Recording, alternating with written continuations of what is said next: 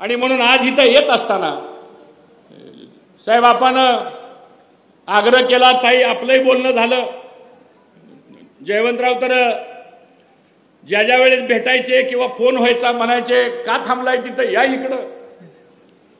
पण शेवटी कुठल्या गोष्टीला योग लागतो. आणि साहेब माझी कामाची पद्धत अशी आहे की आपण व्यक्तिगत कधी राजकारणासाठी निर्णय घेत नाही. आणि म्हणून ह्या इंदापूर तालुक्यातल्या सगळ्या गावातल्या सगळ्या कार्यकर्त्यांशी आम्ही चर्चा केली आणि कार्यकर्त्यांनी आग्रह धरला का नाही आग्रह? जरा हात वर करून सांगा, धरला का नाही आग्रह? साहेब या सगळ्यांनी आग्रह धरला आणि सांगितलं की आता आपल्याला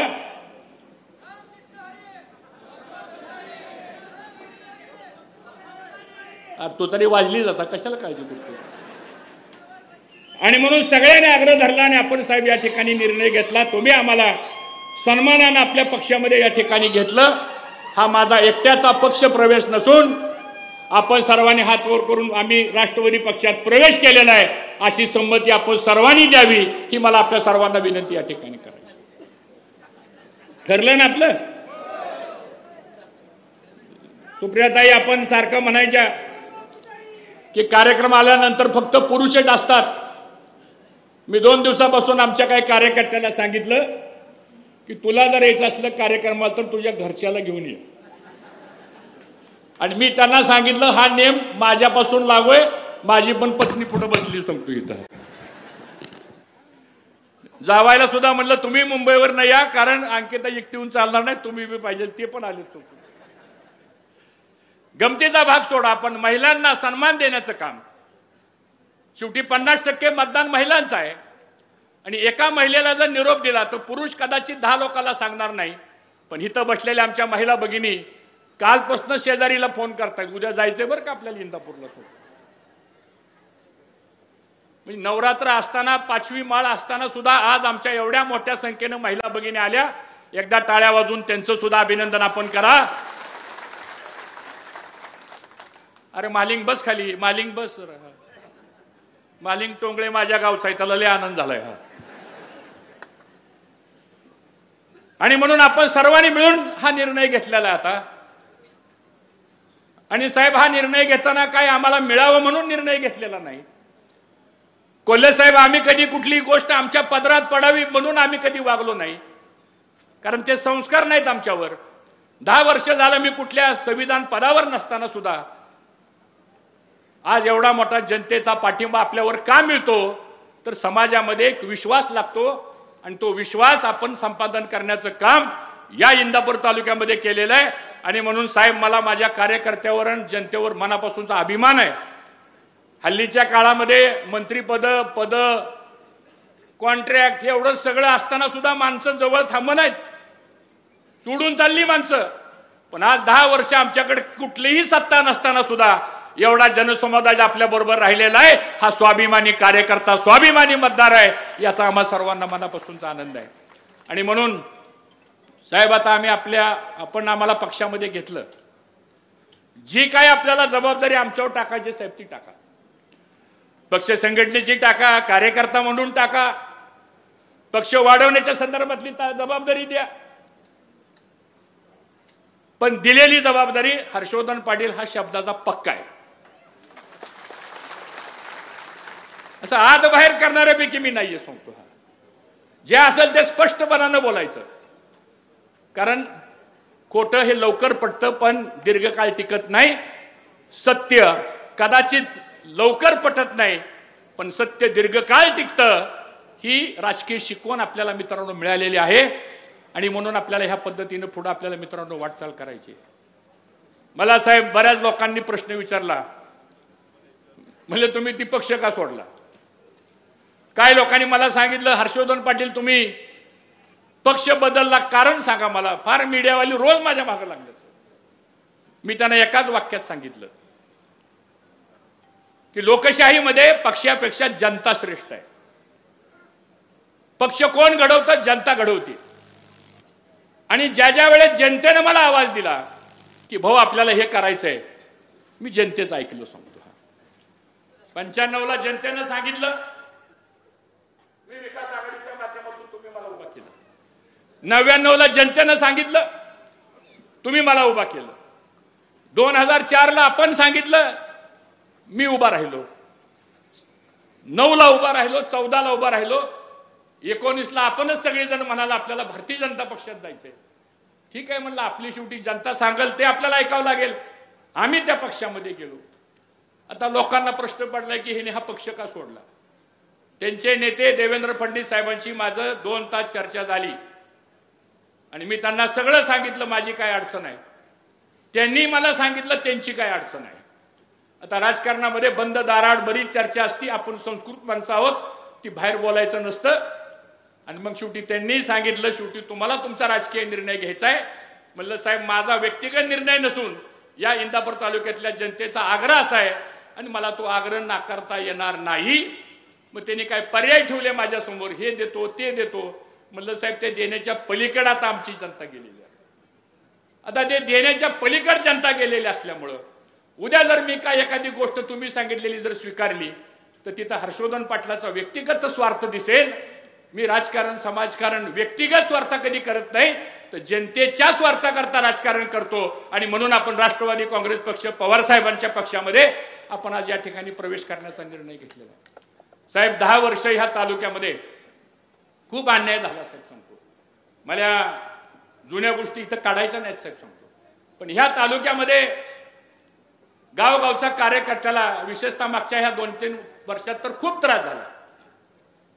आणि मग परिस्थिती आज तालुक्यातली जर आपण बघितली तर साहेब, तुम्ही ज्या पद्धतीनं राजकारण समाजकारण भाऊंनी केलं तशाच पद्धतीचं राजकारण समाजकारण आम्ही जयंतरावजी आम्ही सगळेजण करत होतो. दादा होते बरोबर. पण असल्या थराला आपण कधी गेलो नाही. पण आज काय परिस्थिती निर्माण झालेली आहे, कुठलंही काम टक्केवारी दिल्याशिवाय होत नाही. एक नवीन वर्ग आता या भागामध्ये तयार झालेला आहे. त्याला रोहित दादांनी शब्द वापरला, मलिदा गँग. सांगतो तुम्हाला, बरोबर आहे ना? होय का नाही? आता हे का घडायला लागलेलं आहे? त्यामुळे साहेब, याच्यामध्ये जाती जातीमध्ये तेढ निर्माण झाले. चांगला गुन्ह्या गोविंदानं चाललेला हा बारामती लोकसभा मतदारसंघ, इंदापूर तालुका, ठीक आहे, राजकारणामध्ये कुणी कुणाला मतं दिलं हा ज्याचा त्याचा वैयक्तिक प्रश्न आहे, लोकशाही आहे. पण ह्याच्या पलीकडे जाऊन ज्यावेळेस अशा घटना घडतात त्यावेळेस सामान्य माणूस त्या ठिकाणी खूप हवालदिल होतो. आणि तशी परिस्थिती आज या तालुक्यामध्ये निर्माण झाली. आणि म्हणून साहेब, लोकांचं चीड आहे की यावेळेस इंदापूर तालुक्यामध्ये येणाऱ्या विधानसभेला तुम्हाला साहेब जो निर्णय घ्यायचा आहे तो तुम्ही निर्णय घ्या. कारण तुम्हाला काही वेगळं सांगण्याची आवश्यकता नाही. तुम्हाला जो निर्णय तुम्हाला घ्यायचा आहे तो साहेब निर्णय घ्या. पण मी ह्या जनतेच्या साक्षीने सांगतो, जो निर्णय आपण घ्याल त्या निर्णयाला इंदापूर तालुक्यातली जनता परिवर्तन केल्याशिवाय राहणार नाही, हा विश्वास मी आपल्या सगळ्यांच्या वतीनं या ठिकाणी देऊ इच्छितो. आपल्याला विषय खूप बोलण्यासारखे आहेत, परंतु मी अधिक आपला वेळ घेणार नाही. काल आपण चॅनलवरती बघितलं असेल, बिग बॉसचा निर्णय लागला आणि बिग बॉसचा पहिला मानकरी ताई बारामतीचा झाला. त्यामुळे साहेब, आता आपण तर बिग बॉस आहातच, पण तुम्ही सुद्धा खाली आता तुमच्या मार्गदर्शनाखाली आज आपल्या बारामती तालुक्यामधला एक युवा बिग बॉस झाला, याचा आम्हा सर्वांना खूप मनापासूनचा आनंद आहे. आणि म्हणून आता जबाबदारी साहेब आमच्यावर सगळ्या कार्यकर्त्यावर आलेली आहे.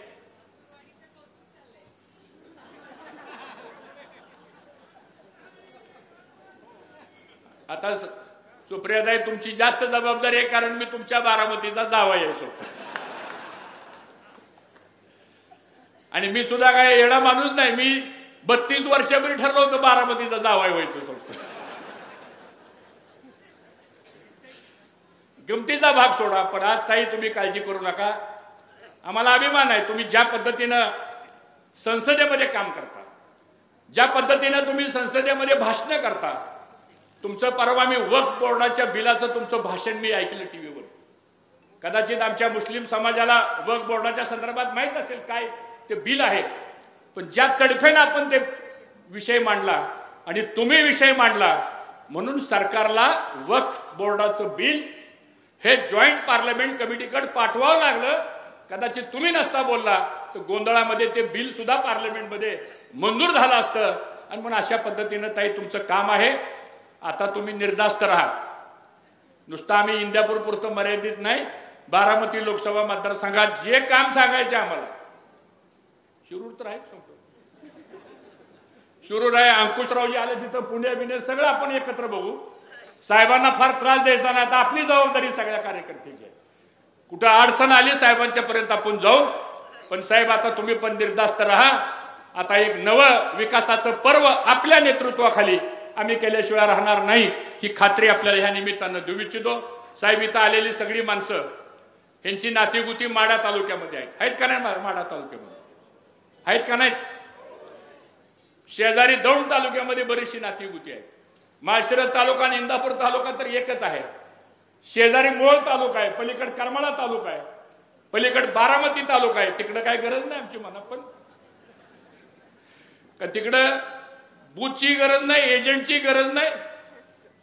ताई कुठं मतं मागायला गेलं लोकांनी दरवाजा लावला आणि खिडकीतनं सांगितलं आमच्याकडे येऊ नका, पण मतदान करतो. 50,000 मताचं लीड लोकसभेला तुम्हाला त्या ठिकाणी मिळालं.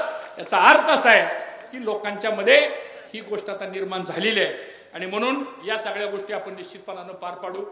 साहेब आपण राजकारण समाजकारणामध्ये विकासासाठी आपण एकत्र येतो. या इंदापूर तालुक्याचा शेतीचा पाण्याचा प्रश्न, 22 गावाचे प्रश्न, नीरा नदी भीमा नदीवरचे बंधाऱ्यांचे प्रश्न, भीमा नीरा बॅकवॉटरवरच्या बुडीत बंधाऱ्यांचे प्रश्न, संसरकट जोड कालवा आहे, खडक वासलाचं पाणी खाली इंदापूर बारामती दौंडला आणण्याचा प्रश्न आहे, भाडगरच्या पाण्याचा प्रश्न आहे, नीना देवघरच्या पाण्याचा प्रश्न आहे, शेटपळ तलाव असेल, वरकुड तलाव असेल, असे बरेच तलाव आहेत. तरंगवाडीपासून मदनवाडीपर्यंतचे पाझर तलाव आहेत. ह्या सगळ्या प्रश्नामध्ये साहेब शेतकऱ्यांचं हित गुंतलेलं आहे. आणि म्हणून ह्या सगळ्या प्रश्नावर आपल्याला साहेब तुमची आम्हाला साथ असण्याची गरज आहे. MIDC मोठी करायची, आपल्याला बेरोजगारी दूर करायची, शिक्षण क्षेत्रामध्ये इथं बदल करायचा आहे, मेडिकल क्षेत्रामध्ये इथं बदल करायचा आहे आपल्याला. आणि खऱ्या अर्थानं युवा वर्गांची बेरोजगारी सुद्धा आपल्याला ताई दूर करायची आहे. आणि ह्या सगळ्या प्रश्नांच्या बाबतीमध्ये मी आपल्याला ग्वाही देतो. मी माणूस असा आहे कधी कुठल्या गोष्टी कुणाचा या ठिकाणी